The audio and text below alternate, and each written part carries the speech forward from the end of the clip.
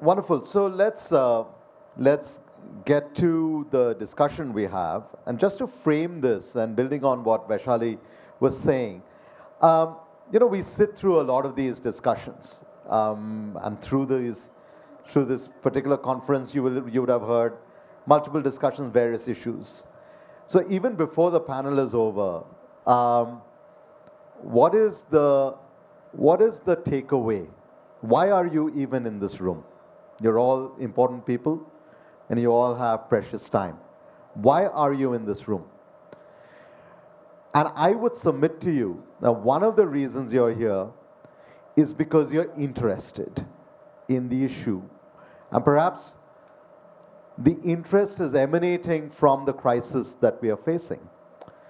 But let me also submit to you that the crisis that we are facing also has a scale of response that's coming from this country that we've not seen in many other places.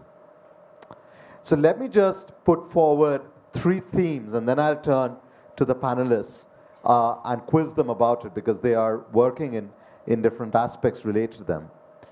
The first is the importance of ambition.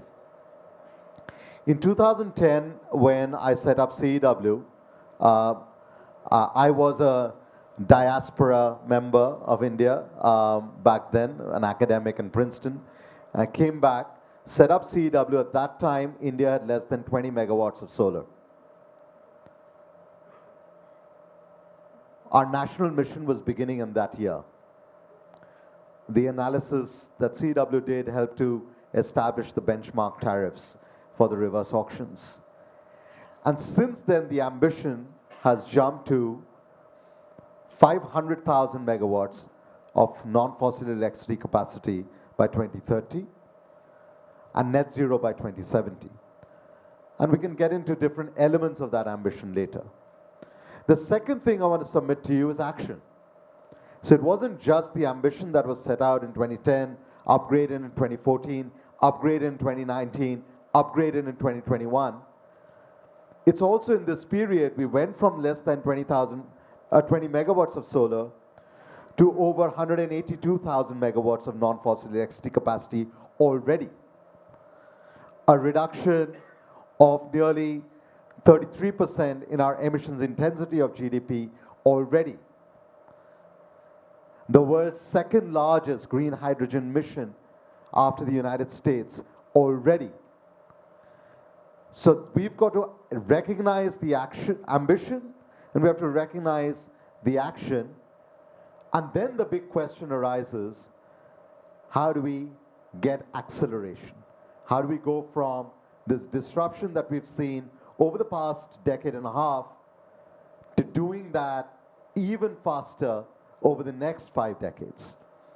And that's where the role of industry, the role of finance, the role of technology, the role of policy, the role of civil society, and of course the role of partnerships and the diaspora come in. So with that framing, I want to first introduce our very exciting panel. On my right is Soumya.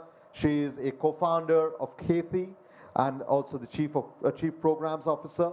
KETHI is a social enterprise. We'll hear a little bit more about it when Soumya speaks, helping smallholder farmers in India overcome their income variability by developing these modular greenhouses bundled with services. On my left, we have Manvi Bharadwaj, who's the senior manager of a philanthropic platform, the India Climate Collaborative, which helps to build key initiatives in climate leadership, matchmaking opportunities between projects and financiers on the ground. But of course, Manvi brings a lot of experience from previous institutions, WWF India, the Center for Science and Environment, and so forth. And on my extreme right, we have the Moneybags, Rudra Dalmia, who's the co-managing partner of Green Frontier Capital. He has over 23 years of experience in fintech, digital payments, e-commerce, and so forth. But more importantly, Green Frontier Capital claims to be India's first ever climate technology fund, and we'll hear a lot more from Rudra on that front. So let's start with technology, since Vaishali nudged us towards that. And Soumya, may I turn to you, because technology sounds grand, exciting, big money, but ultimately technology has to respond to the needs of the majority who happen to be poor, vulnerable, and yet at the forefront of the climate crisis. Tell us a little bit about what Kheti does and how did you marry technology with responding to the needs of the vulnerable. Soumya. I would assume Hello? it's on. Yeah, okay, I guess you can hear me now. So just a quick background on what I have done so far. So I've been in the social impact space for around 11 years now.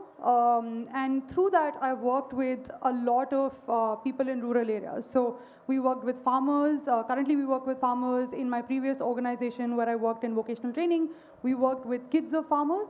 And throughout my experience, I would say before we started Kheti, one of the biggest things that we had been struggling with was the depth of impact that we were creating in the lives of the people that we were serving. So at that time in vocational training, it was these rural school dropouts who would, drop out of school in class 6, class 7th, and then they're just idle, sitting in villages, doing nothing, right? So our goal that time was to basically meaningfully employ these youth and then get them to the cities. But then the moment you would get them to the cities, they wouldn't like the places, they had never worked in a professional environment before, and they would end up going back to the village. But then the first reason why they migrated away from the village was because there wasn't much opportunity and agriculture did not make money. So when we started looking at Kheti, and one of my personal goals was that whatever I do as a startup next, I want to make sure that I create enough depth of impact in whichever end beneficiary that I'm working with. So when we started, we basically didn't have this in mind that we want to be a tech startup. I think the word agri-tech became more sexy and popular a few years back, but back in 2015 when we were ideating, it was one of the most, I would say, not boring, but then a sector where not a lot of startups existed the way we see it today. So we went back to the drawing board. We said, let's just start with talking to farmers. And when we started, we had this idealistic mindset, and we were like, yeah, we want to solve the problem of farmer incomes not being enough and smallholder farmers not making enough money.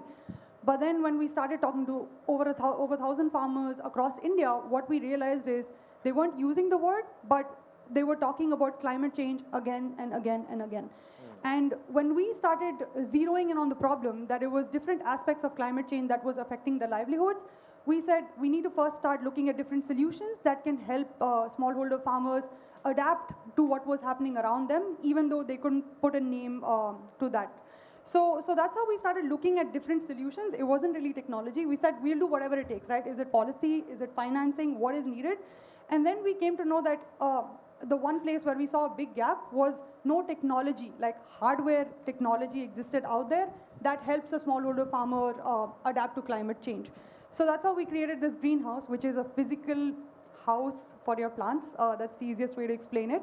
But what that does is it takes a small part of the smallholder farmer's land, but anything that grows inside that greenhouse, it's basically not 100%, but 70%, 80% mitigated from the direct impact of what climate has on crops of farmers today.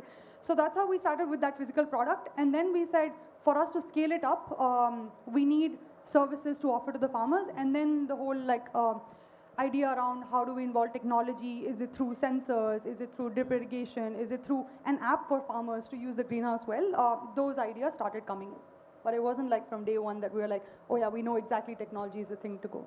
I mean, in a way, that's the nature of technology as well. It comes from Greek, techne analogy, right? So the techne is the science part, but it's the learning of how you apply it is where technology comes together. Rudra, if I could turn to you, when you set up Green Frontier Capital, what was the ambition? Because I started off this panel talking about ambition. What was the ambition for Green Frontier Capital? Are you looking for businesses to invest in, or are you looking to create and stimulate markets that haven't even come about yet? Thanks. Hi. So, Arnab, the right answer to that question is obviously we're inspired by the fact that we want to make a better planet, but our capital is capitalistic in nature. The idea was to provide catalytic capital to early stage companies in the climate tech ecosystem in India, which was just evolving about 3 years ago. I see green shoots, but I really wish that the world had realized the climate problem, when there was 0% financing available.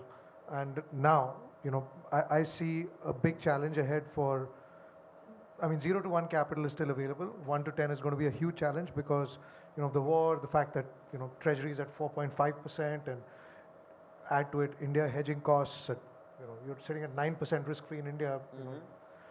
At startup risk, it's very hard to justify climate tech investing.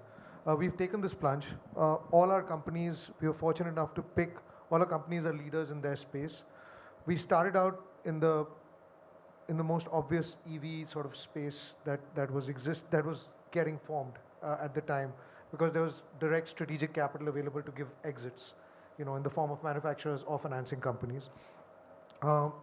Subsequently, started investing in other areas of the climate ecosystem. So indoor farming is a big space. I think it's an incredible space if it's done well, but distribution is a huge challenge for indoor farming. And the right location for indoor farming is a big challenge. So you need to be in temperate areas. You can't be setting up indoor farms in UP or Madhya Pradesh where it gets too hot or too cold anywhere. So because then the cost of maintaining temperature becomes unviable. Then, we realized, and we were speaking about food, we realized that the real change in climate is actually not going to come from how we save the crops, but how we eat and how we grow the crops. How do we re-enrich the soil? How do we make sure, gas emissions from cows and animals that we eat are reduced by going towards lab-grown meat. And again, we took inspiration from some of our personal investments in the West, and we started investing in the food ecosystem. And I think that's where the real climate change impact from catalytic capital should come, and hopefully will come, because on the EV side, the movement has already happened. The strategics and the large guys like the Tatas and Mahindras and of course the global guys will come in and it's a movement. It's cost per kilometer cheaper, and at the end of the day, adoption only happens when it's cheaper. We can say all we want about being climate champions. It will not go for mass adoption unless and until we make it viable for the average user. And while in India, we're 1.4 billion people to deal with, our goal is to use our catalytic capital to provide that spark that's needed towards the great entrepreneurs we found. I have entrepreneurs in my portfolio sitting in small villages in Gujarat, in Chhattisgarh, far away boonies of Maharashtra, and I'm very proud of them. Incredible talent, need capital, need guidance, and that was part of and I think we've sort of accomplished phase 1 of our mission. Phase 2, we can talk about it. I don't want to hog the mic, but we can talk about it in the next question. We'll come back to phase 2. Manvi, if I could turn to you, because Rudra talked about catalytic capital, but catalytic capital can also come in various forms. Strategic philanthropy is one kind of catalytic capital. Could you reflect a little bit on where you see strategic philanthropy and the role of India Climate Collaborative fitting in this landscape of creating markets that don't exist yet? Thanks, Arunabha, and a pleasure to be here. So I represent the India Climate Collaborative, and just for context, we were set up on a mission to mobilize funding for climate action in India. And the pool of capital that we closely engage with is actually philanthropic capital. As an organization, we've been backed by prominent business leaders of India, such as Mr. Ratan Tata, Mr. Anand Mahindra, Mrs. Rohini Nilekani, Mr. Nandan Nilekani, Mr. Nadir Godrej. So Rudra was talking about the role of impact capital. Philanthropic capital, if you look at the financing continuum, actually comes in the very early stages, because it is risk tolerant, it is patient, and it is also nimble. So it can actually be used for testing and failing before you're actually ready to scale a solution. And that's really the role of philanthropy. So for instance, you think of R&D, or you think of funding of pilots, or you think of building the capacity of institutions that can then deliver better, climate outcomes, or you think of data tools and platforms that can then inform, climate investments. So these are areas where, if philanthropy is actually spent smartly, it can actually even help unlock a lot more public and private sector finance. And if we look at climate philanthropy in India, because this is why the ICC has been set up, I don't want to say it's negligible, because a lot of climate funding does go into, intersecting spaces. For example, the Schedule 7 list of activities under our CSR Act includes environment and sustainability. We have a lot of plantation projects, going on in the country. But we really need to move away from, what I would call, cute climate solutions that maybe make for good photo ops, like, planting 10,000 saplings, to smart catalytic climate projects. And that's what we really set out to do at the ICC. And I'd love to share some examples of the work we've been supporting as the discussions continue. Sure. Let's take that cue, Manvi, this from what's cute and feel good and a photo op to something that's scalable, that's above the bottom line, that delivers value to the investor, but is cheap for the consumer. Soumya, if I could come back to you, what you described was a tech evolution and innovation approach that is, learned by doing. But now, tell us a little bit about what is the scale. Now that you've been innovating in this space for 7-8 years, what is the scale that you think you could be achieving that goes beyond the cute to the scale? Yeah, I like how you put it, and I feel like when Manvi was talking, I could resonate a lot with that, because as someone on the other side who's building a startup, like it starts with that, right? Where you're starting with a few hundreds of farmers, thousands of farmers, and then now the ambition is always millions, right? And if you just look at, and whenever we talk about like scaling agri-tech in India, what comes to mind is the 100 million smallholder farmers that exist in India today. And if we are not able to get whatever idea, whether it's Kheti or any other startup working in this space, to those 100 million smallholder farmers, then I feel like we haven't kind of done our job.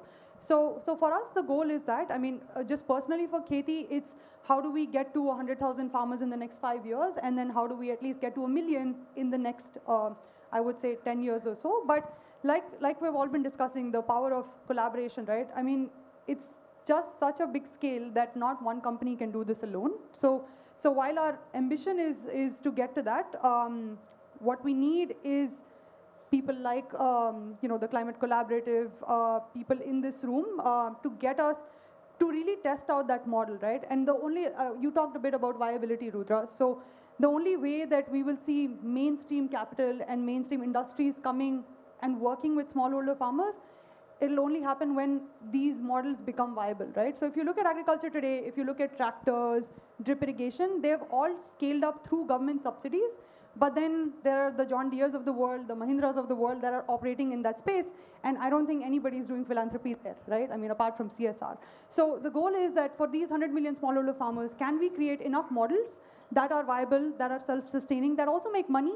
Because philanthropy can only take us so far. So for Kheti, the ambition is that if we can prove the 100,000 farmers through philanthropic capital and really get the product to them, then how do we get government to come in with large-scale subsidies, which will help us solve the affordability problem for the smallholder farmers that we work with today?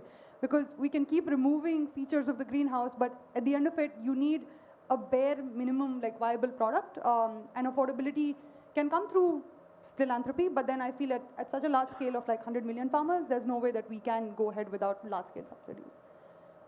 Fair enough. So before I turn again to Rudra, let me just illustrate for you in a different way the scale of opportunity that exists.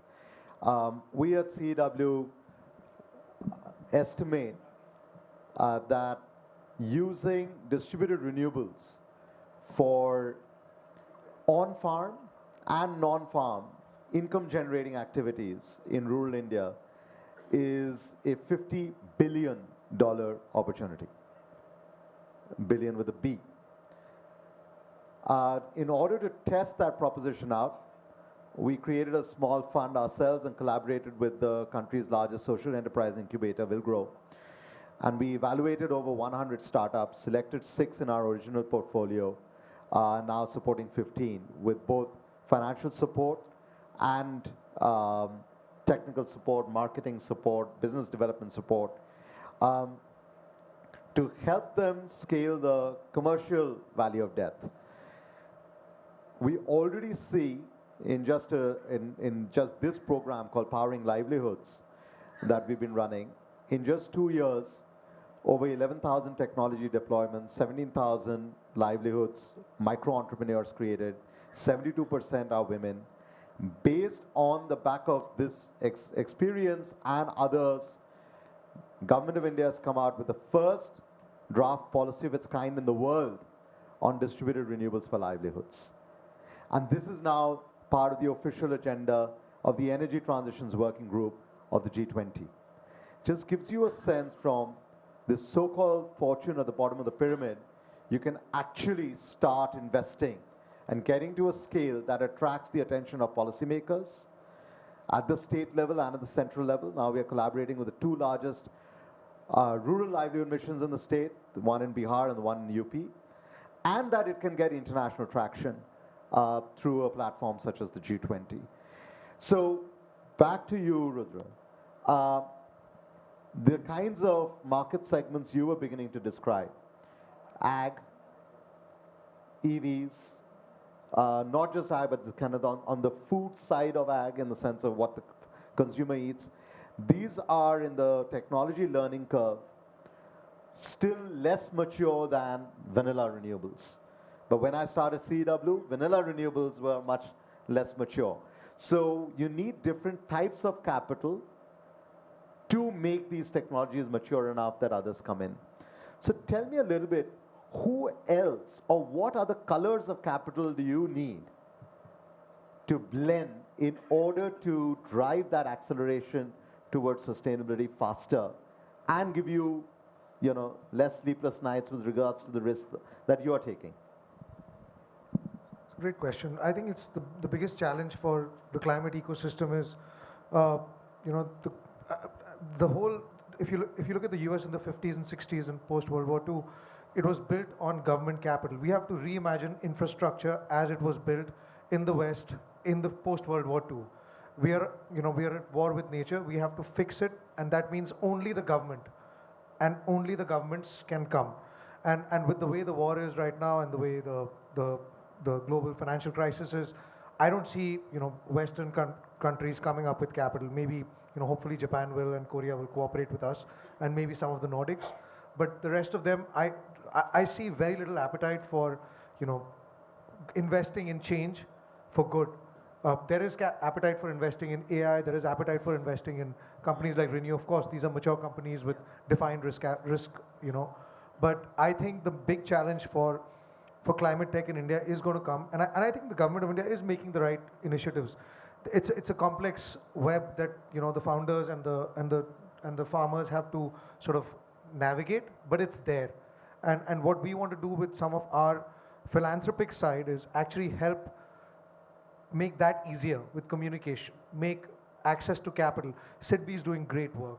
The way capital is coming through companies like Neve, etc. For this is great, but very few people know about it. So, but I think the government needs to do a lot more, and I don't know if we have the stamina to do a lot more because we have so many other challenges in India at the moment.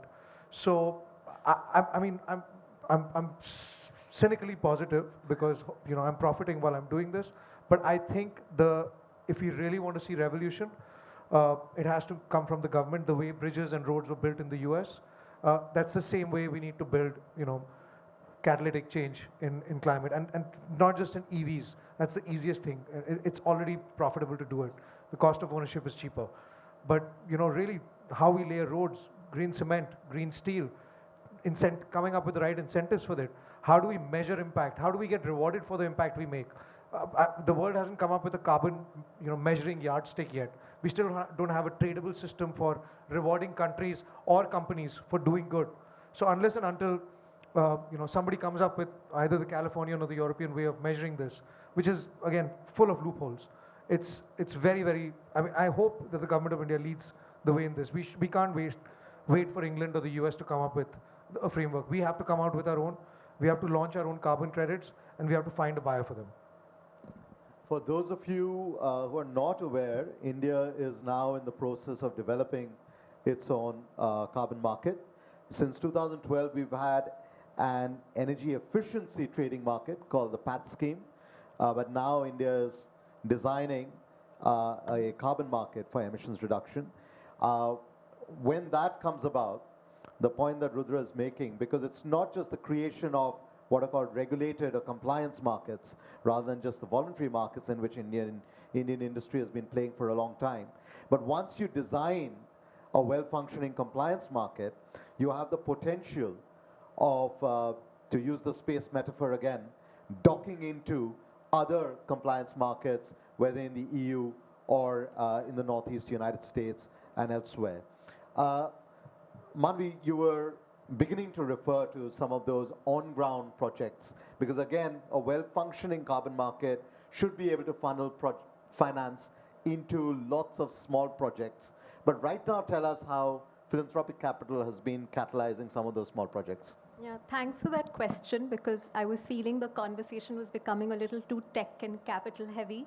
And it's important to talk about people and communities, because India is an extremely climate vulnerable country. We're seeing the effects of climate change right in our faces. I mean, the last few months, the erratic rains and the landslides and the havoc and destruction that's created, I think is an important, I think this is an important inflection point for us, and I would say reflection point for us to really look within and ask ourselves, as a country, but, given the audience today, even for the Indian diaspora that's, outside of the country, and I'm sure also very concerned about the kind of, impacts climate change is creating in the country.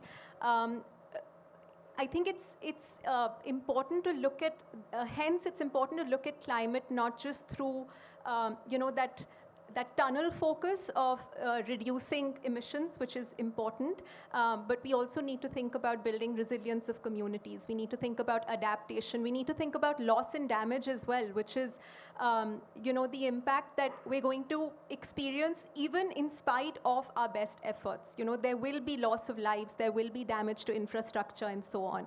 So how do we really prepare ourselves for this? I'll share a few examples of the work that we've been supporting at the India Climate Collaborative. Just very recently, in fact, last month, we launched a climate solutions platform. It's called Earth Exponential. And I invite you to, visit this. It's a website, earthexponential.org. And this is essentially a marketplace. I don't want to call it a marketplace because that makes it very transactional, but it is essentially a platform that connects nonprofits to funders, and we are particularly, in the starting phase, targeting corporate philanthropy in India, because, CSR is just this untapped pool of capital that has not so far been, creatively used for climate, and I think that's our North Star, to be able to really drive CSR in India towards, smarter climate giving. But it is also an opportunity for, high net worth individuals like yourself to, explore the platform and support credible nonprofits that are implementing climate projects on the ground that are benefiting communities. And when I say climate projects, this is, like I said, not just through that, carbon funnel lens, but really through that co-benefits lens. There are developmental priorities, no doubt, and even in this fight, on climate, we need to understand that climate actually stands to impact every possible sphere, maybe every possible cause that you have been supporting. It could be education, it could be health, it could be livelihoods. So no sector, so to say, I mean, climate is not a sector. It's really like it impacts all sectors. And so I think everyone should be concerned about, about investing in climate projects and, doing our bit to support community. So that's the Earth Exponential. But I do want to highlight that the projects that we've featured on this platform, we've curated these very thoughtfully. We have engaged very closely with nonprofits and made sure that the project design also includes aspects like, a sustainable exit. You don't want donor capital to, keep funding and,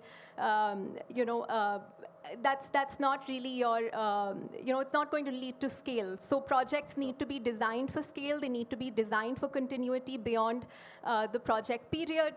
We need to find creative ways of leveraging other pools of finance, like carbon markets, for example, or even leveraging government schemes. So a lot of these nonprofits have been successfully been able to do that as well. These government schemes may not be for climate, but they can be leveraged for climate because climate is such a cross-sectoral issue. So you could have a livelihood scheme that could also be leveraged for climate, like we see the nonprofits doing in the case of the National Rural Livelihood Mission and the State Rural Livelihood Missions. Sure. Yeah. Maybe we'll save some of the other examples when the questions come up. But one thing that Manvi referred to is, the loss and damage. So let me again illustrate to you the scale of the challenge, but also the scale of the opportunity. Last year, globally, there were $270 billion of damages resulting from extreme weather events across the world. But only $125 billion was insured. So this is what the large insurance companies, the Swiss Re's, the Munich Re's of the world, call the protection gap. Because you're building infrastructure worth tens of billions, worth hundreds of billions, particularly in the emerging markets where infrastructure is needed, but we are not providing them the insurance cover that will be needed to ensure that a bridge that's built, a cement plant that's built, a power plant that's built, a telecoms infrastructure that's built, an airport that's built, is resilient, not over the next 3 years, but in the next 30 years. Now, the reason that insurance cover is not there is because there's nowhere in the developing world that you have a high resolution understanding of climate risk. And what I mean by high resolution is, if you're going to set up a plant in, say, Manesar in Haryana, there's no point knowing what India's overall climate risk is. There's no point even knowing what Haryana's climate risk is. You want to know what is Manesar's climate risk. What is the flooding risk there? So that you can build your plant and design the plant engineering in a manner that your hard investment is protected. Right? In fact, with some support from the Indian Climate Collaborative, we at CEW are developing that first high-resolution climate risk atlas for India. And we already know that 75% of our districts are hotspots for extreme climate events. But that does not mean you stop building infrastructure. It just means we get more and more and more hyperlocal so that investors like you have more confidence in the way you're designing your infrastructure investments. Right? So this gives you a sense of where then technology and finance can come even in building resilience, rather than throwing our hands up in the air in despair. So let's turn this back over to you and see if you have any questions, whether on the finance side, the innovation side, or the catalytic capital side. Let's take this collection of 3 questions and come back to the panel. If we have time, we'll go back to the lady there, and then I'll come to you, sir. Hi, Nandita Parker. I ran an India-focused hedge fund for the past 20 years and recently switched to ocean conservation as my main thing because I understood the massive impact that the ocean is having on climate and climate is having on the ocean. The ocean is a regulator of all climate activity, basically. My question or comments are as follows. You talked about creating this carbon trading market, right? I think that we're falling into the same trap that we've been in for the past 70, 80 years, where we're using certain numbers and stats and mechanisms which we think is a catch-all for all of the ills or issues that we're trying to address. For example, GDP growth, which really doesn't take into account what's happening in a country's stock of capital, but just what's being generated. Yeah. Never mind that the stock of capital is being eroded year after year after year. We're taking away from intergenerational equity to develop faster and faster. I was the first one cheering the government when they said we'll build 35 kilometers of roads a day. And I feel so stupid because that was really a bad idea. The unbridled development was. So what I'm saying is, again, we're doing the same thing. And what you talked about in terms of resilience is that we need to go beyond things that we think we know because we can measure stuff to the stuff that's really important. And it's become so strange that the stuff that's really important may not be measurable. And so when we act as impact investors, we really need to think about, hey, is this the right thing to do? And perhaps that's the measure of the investments that we need to make. I've made that my measure because as an impact investor, I'm investing in stuff that is, I know, replacing, for example, plastics, that I know is the right thing to do, or investing in refill and reuse solutions because I know we need to reuse everything, or circular economy at a local level, because I know that the most resilient communities are the ones who can self-sustain everything locally. And so I'm just bringing this out as a comment and perhaps in addition to your discussion. And again, with the insurance thing, I'll give you another stat because people don't know that the number of billion-dollar disasters now are every 18 days. And this number was 75 days just 20 years ago. So we are in some serious mess here. And you're right, this is not a sector, this is our lives. The board is becoming smaller and smaller for us to play. And we really need to get serious and go beyond these kind of measures. Thank you, Nanda. That's a really important point you brought into the discussion. We'll just take those two other comments and then come back. So you, sorry, the gentleman in front had raised his arm first, and then we'll come back to you. Thank you. Really enjoyed the comments. I missed some of them because they went over my head. Like the water. No, not quite. You're fine. Not your comments. I'm talking about all of them. And I'm building a solar PV farm, 270 megawatts, and a green hydrogen plant of 25 megawatts in Romania. This is under the EU. I'm looking at India, and I don't know what the ask was from you. I don't know. I mean, for example, if I may ask, the question is it Somaya? Sonia.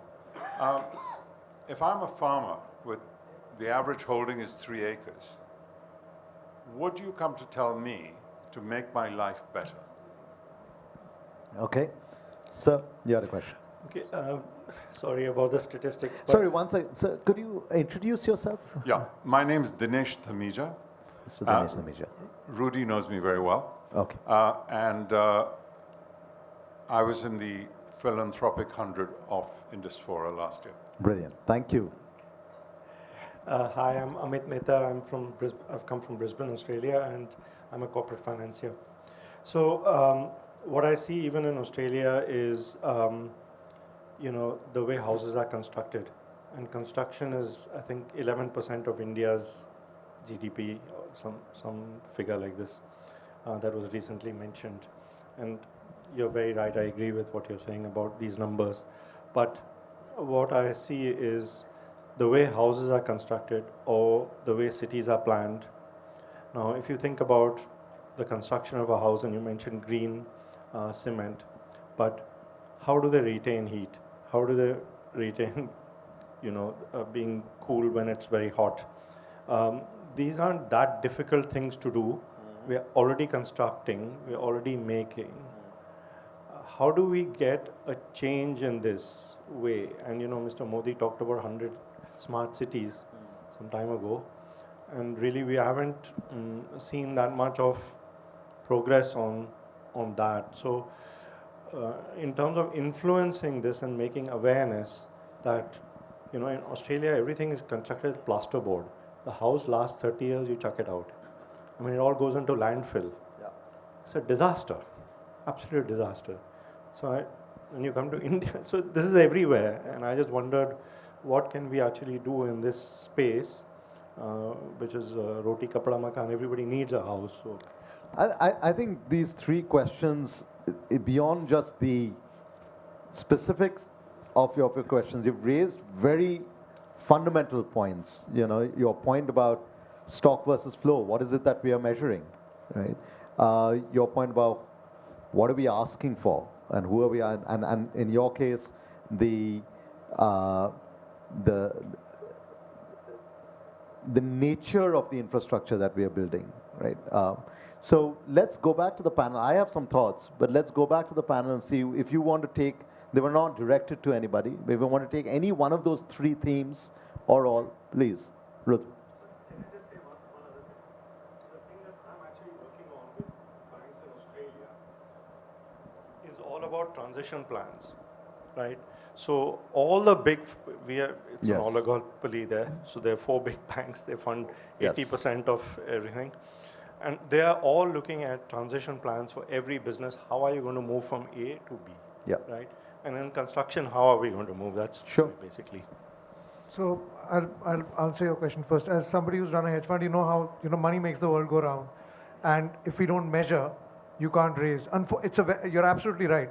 The catch-all, be-all thing shouldn't be there. It's a fact. I mean, we saw 2008 happen. The same bankers launching the same products with the same yardstick of measurement. It comes back. It's always the same. What is the net interest margin? How much can you lever it?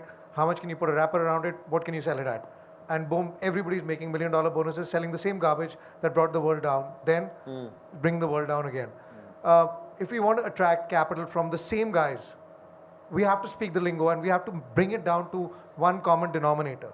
Unfortunately, for people like us who are closer to the ground in measuring these things, we have to sometimes force fit this number. But we have to do it. How else do we fund this pervasive requirement of capital to change everything we do for the last 100 years and redo it in a different way? He's talking about building houses.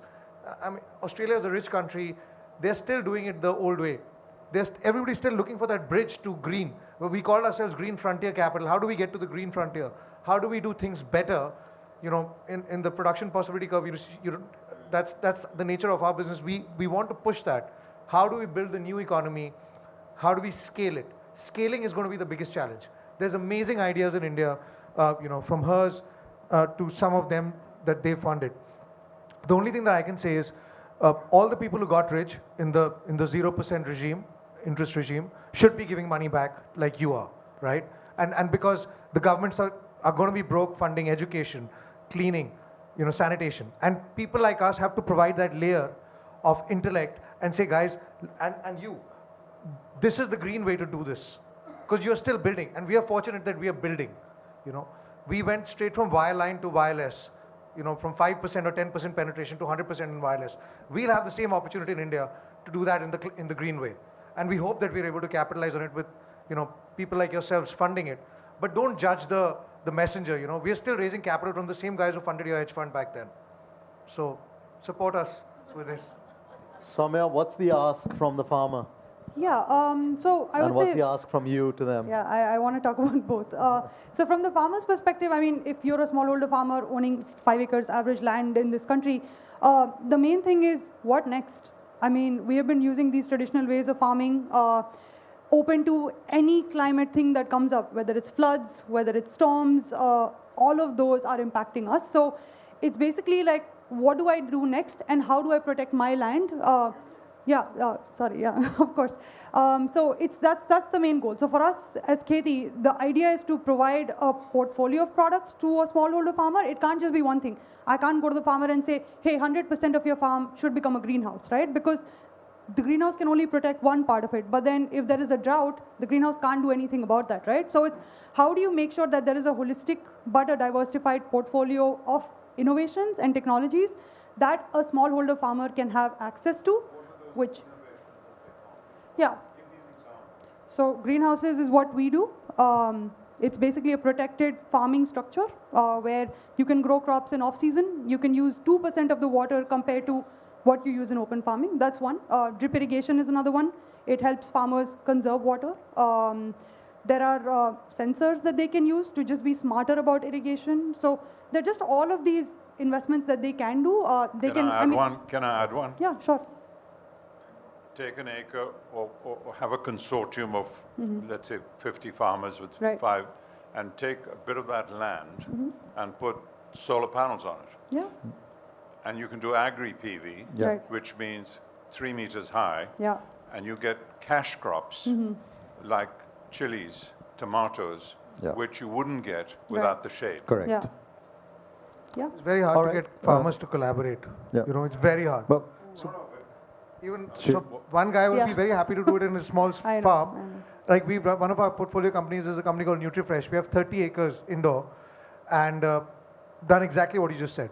Because now they have the ability to sell McDonald's the same tomato that they buy from the mandi at 40% higher, Yeah. because they want a factory-made tomato, so that Okay. it doesn't leak on their burger bun. Right, You know. Manvi, very quickly before we have to wrap up. Yeah, I just want to respond to a couple of comments that were made.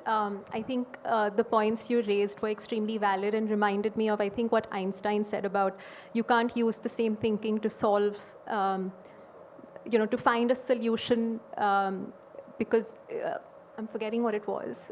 Can you remind me? You can't solve the problems with the same thinking that created them. Yes, thank you. So yeah, I completely agree with you. And I think in this rush to find solutions, we often tend to, think in a very myopic way and not through a systems lens. And we forget about unintended consequences, So even with our best intentions, there could be unintended consequences that could take place if we don't take this systems lens. You take the Inflation Reduction Act in the US, for example. I mean, there are plans to, create large-scale solar and wind parks, but how does that compete with land use? How does that, compete with food security, for example? Or is it going to, disturb forest lands, for instance, right? So we need to think about unintended consequences in the work we do.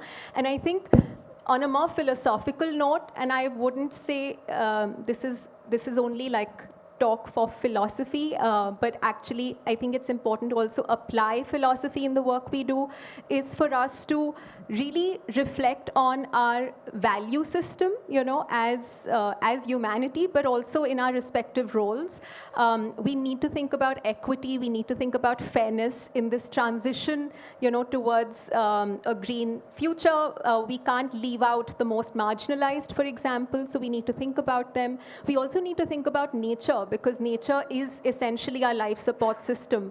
So it is, I think, the basis of all our actions, whether we're an investor or the CEO of a company or a philanthropist, needs to come from this place of really, acknowledging the interconnectedness of all life. And just quickly to respond to, your comment around the farmer, I think agriculture is one of the most vulnerable sectors to climate change. And when you go and talk to farmers in the country, they talk about erratic rains, they talk about their crops getting destroyed. We've recently seen some essential, food commodities like tomatoes, for example, skyrocket because of the erratic rain. A lot of food crops get damaged because of erratic rain as well. So yes, we do, but I just want. Yes. Yeah. So let me just, while we are wrapping up, give some specific answers to your point about stock versus flow, because it's the stock that we're not measuring. GDP grows when you build a flood embankment. GDP does not grow when you protect the mangrove from being cut down, which is a more effective insurance against the airport next to the mangrove. So we've now got to develop the financial instruments that start valuing the stocks. We don't have them in India right now. But just from last week, for instance, the news, Gabon, right, issued the first debt for nature swap in Africa, right, which has also been done in Central America before. So we've got to start thinking about, instead of saying farmer insurance, disaster relief, what is the financial instrument that allows me to protect my mangrove, my forest, whatever, and get either debt relief or more financing, in addition to carbon removal credits, etc.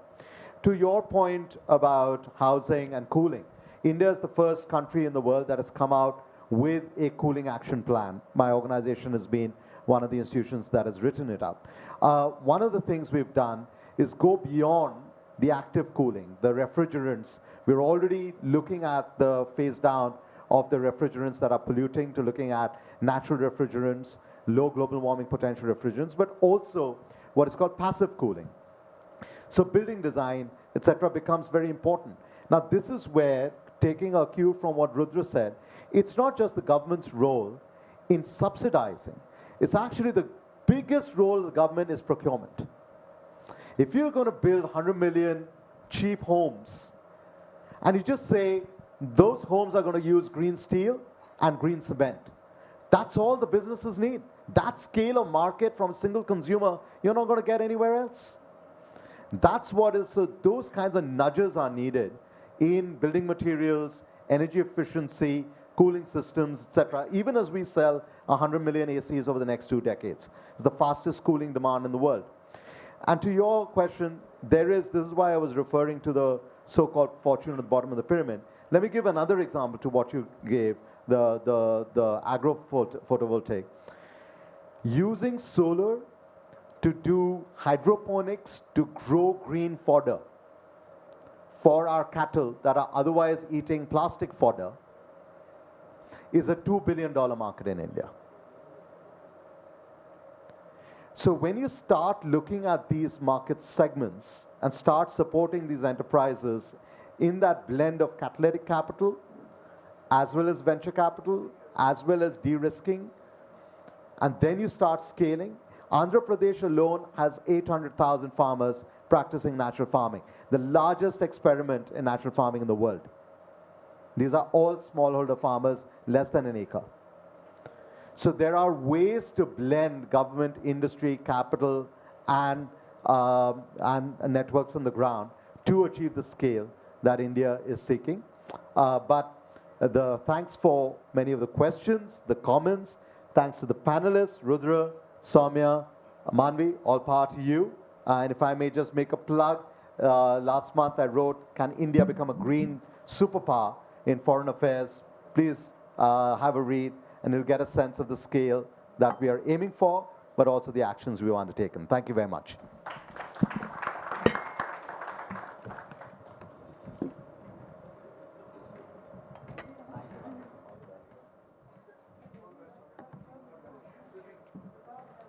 Oh, I think we have to take a photograph.